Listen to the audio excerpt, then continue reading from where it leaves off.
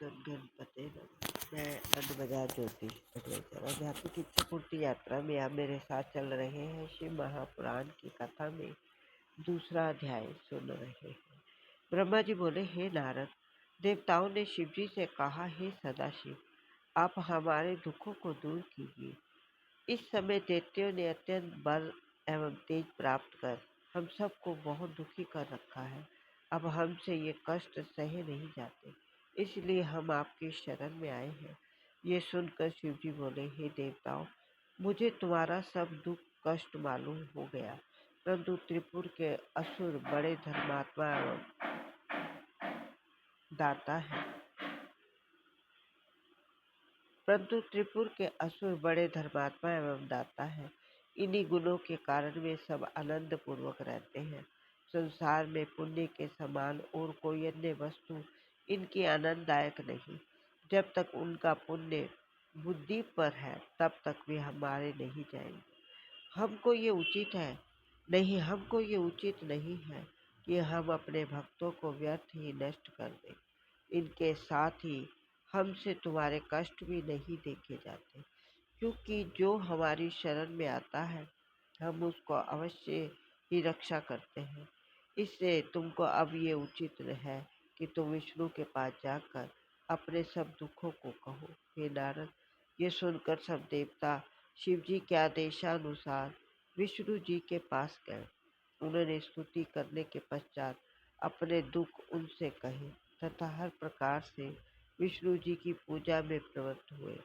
तब विष्णु जी ने देवताओं की विनती सुनकर वेद एवं शास्त्रों के अनुसार ये उत्तर दिया कि हे देवताओं, सनातन से शिव जी की भक्ति एवं पूजा पुण्य प्रदान करने वाली है। शिव जी की पूजा होने वाले स्थान पर कोई दुख या कष्ट नहीं रह सकता।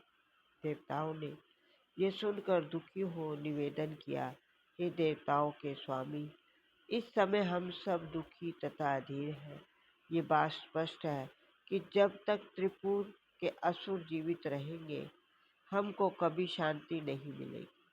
अब आप ही बताइए कि हम सब कहाँ जाएं? या तो आप हम सबको बिना मृत्यु के मार डालिए या त्रिपुर का नाश कीजिए। इन दोनों कामों में से एक काम आप हमारे कष्टों को दूर कीजिए, जिससे आपको प्रसन्नता हो। हम सब शिव जी के आदेशानुसार ही प्रसन्न होकर आपके पास आए थे। ये कहकर सब देवता चुप हो गए।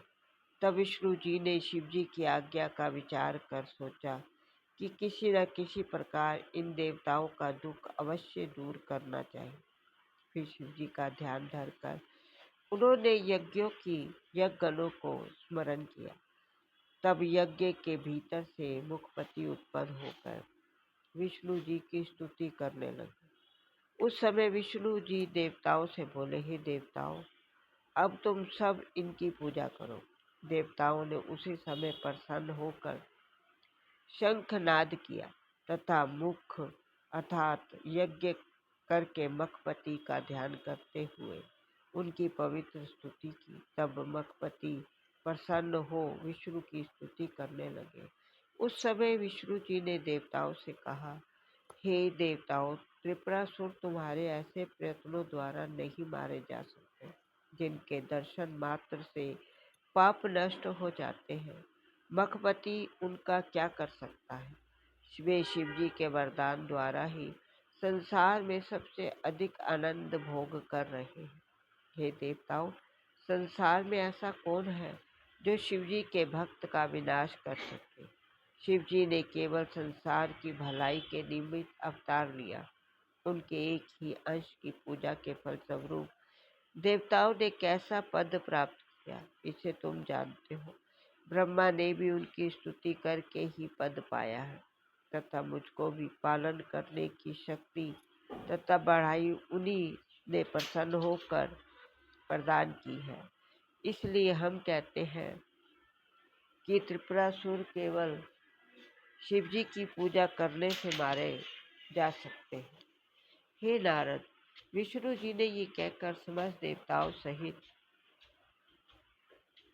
शिव जी के पूजन का आयोजन किया। उसी समय 1 करोड़ पार्थिव लिंग मिट्टी से बनाकर प्रथम प्राण प्रतिष्ठा एवं आवाहन करके पश्चात उनकी अक्षत, चंदन, सुगंध एवं पुष्प और बेल पत्रों से पूजा की। इस प्रकार विष्णु जी शिव जी के ध्यान में मगन हुए।